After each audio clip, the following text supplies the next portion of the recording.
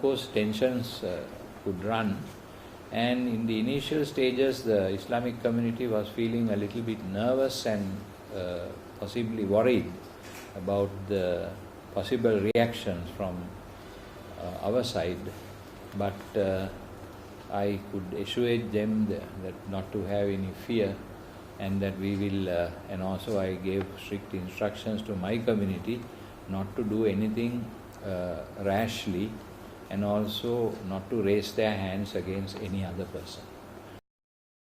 On the one side, we have to help them to rebuild their psychological and spiritual strength, and on the other side, we will have to help them to rebuild their lives. So these are two other matters which concern the people affected.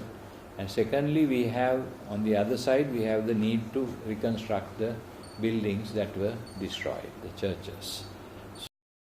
Now, a lot of people have requested us for information with regard to help they could give to these people and how to channel this help. So the Archdiocese of Colombo has opened accounts.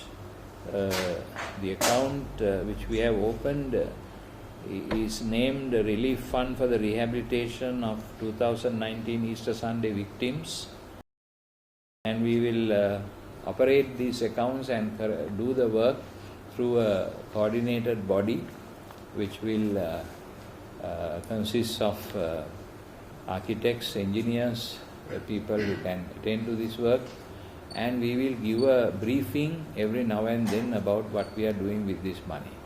When you credit the money, you are requested to tell us which category you want to help. Do you want to help the people directly, the people concerned, or do you want to help in the reconstruction of the churches? These are the two main things that we have got to do.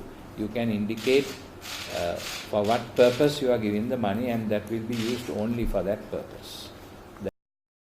For example, this particular coming Sunday we have stopped all our Catholic masses. So we have advised the people to stay indoors and say their prayers with their families, because we don't want a repetition of this, because this particular group that calls itself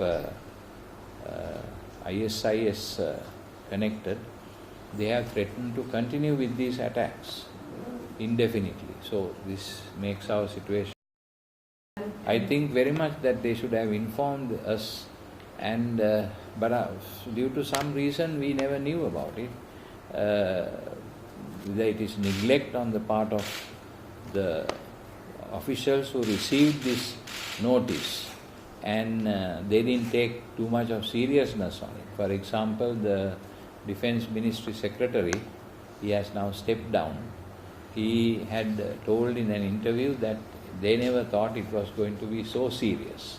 But I was thinking that even if it was going to be less serious, they should have told us, so that even that kind of harm could have been avoided.